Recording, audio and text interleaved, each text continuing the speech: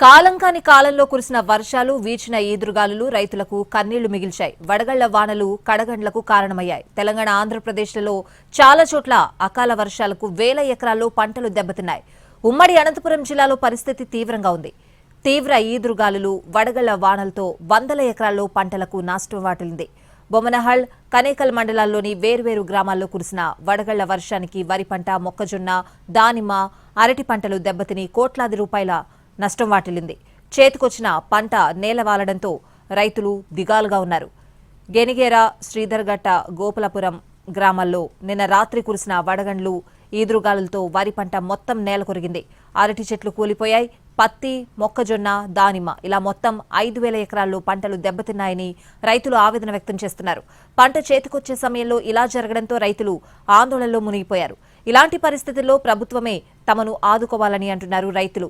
Insurance company ఏదో ఒక సాకుతో తప్పించుకుని రైతులను ముంచే ప్రయత్నం చేస్తోందని ఆరోపిస్తున్నారు.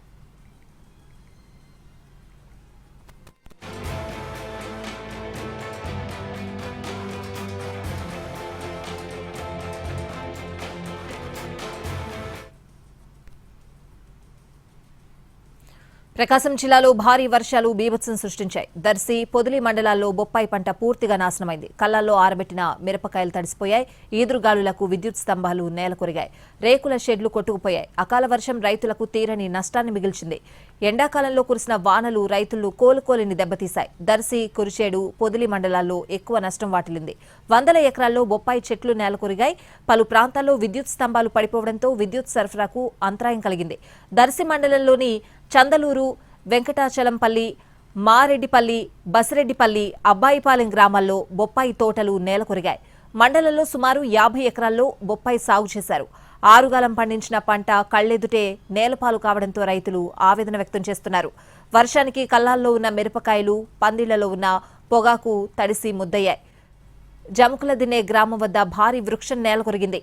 చెట్టు రోడ్డుకు అడ్డంగా పడ్డంతో వాహనాల రాకపోకలు నిలిచిపోయాయి. పొదిలి మండలంలోని కుంచనపల్లి, మల్లవరం గ్రామాల్లో చేతికొచ్చిన బొప్పాయి పంట దెబ్బతింది. మొన్నటిదాకా బొప్పాయి కాయలతో కళకళ్లాడుతున్న తోటలు వర్షాలతో నేలమట్టమయ్యాయి. పొదిలి మండలంలో సుమారు 140 ఎకరాల్లో బొప్పాయి సాగు చేయగా 90 ఎకరాల్లో పూర్తిగా దెబ్బతింది. ఎకరాకు 2 లక్షల మేర నష్టం వాటిల్లిందని రైతులు ఆవేదన వ్యక్తం చేస్తున్నారు.